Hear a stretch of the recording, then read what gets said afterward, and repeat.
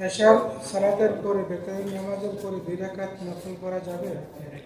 এশার জি বেতনের পরে এশার সালাত পড়লেন 4 রাকাত, তারপরে 2 রাকাত সুন্নাত আপনি পড়লেন সুন্নাতের রাতেবা, আর তারপরে বেতর মানে বেজর 1 সর্বনিম্ন, আর 3, 5, 7 শুধু 3 এমনটা নাই, কিন্তু এটা ভুল ধারণা যে 3 পড়তেই হবে।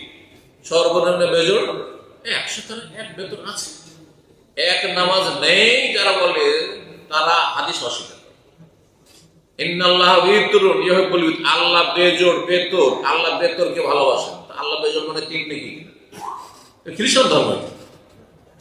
হ্যাঁ, তো সর্বনিম্ন বেজোড় কি 1, শুধু 1 রাকাত বেতর বহু হাদিসে রয়েছে সহিহ আওতারা বেওয়ায় 1 রাকাত বেতর পড়তে পারেন। তাহলে কেউ যদি 7 রাকাত পড়ে হয়ে গেল তার কাজ জি এর সাথে।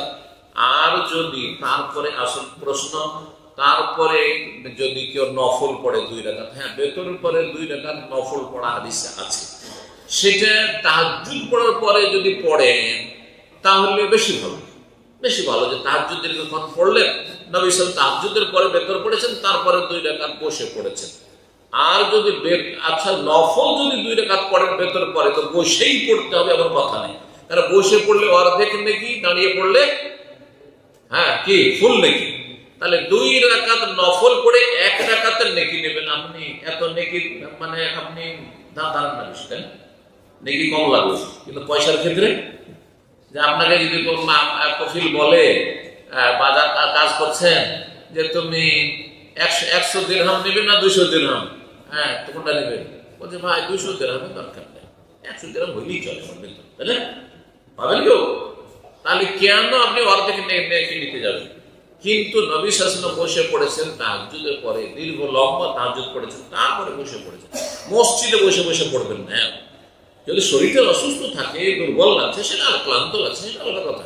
কিন্তু আপনি কম নেকি নেওয়ার জন্য বসে নফল পড়া মানে দাঁড়িয়ে পড়া যেতে পারে। বিষয় যদি পড়তে হয় বাসায় এসে পড়বে না, ওই খোড়ার মতো মসজিদে। আর মসজিদে যদি বসে আপনাকে নামাজ পড়তে দেখে কেউ, তাহলে আপনাকে পাশে এসে আপনার হিতাকাঙ্ক্ষী যারা জিজ্ঞাসা করবে না যে ভাই আল্লাহ সুস্থ রাখুন, কি অসুস্থ নাকি, বলবে না? তাহলে মানুষের কি মনে করবে আপনি অসুস্থ? এই জন্য আরবদের কাছে বৈশা খোড়ার মতো নফল পড়া কিন্তু মসজিদে পাবেন না আরব দেশে, এটা আমাদের দেশে পাবেন। সুন্নতের খেলাফ কাজ। যদি বসেই পড়তে হয় তো বাড়ি গিয়ে পড়বেন, ঘরে গিয়ে পড়বেন, আর না হলে মসজিদে হলে দাঁড়িয়ে পড়বেন, যাতে মানুষের রোগী না মনে করে, সুস্থ মানুষ।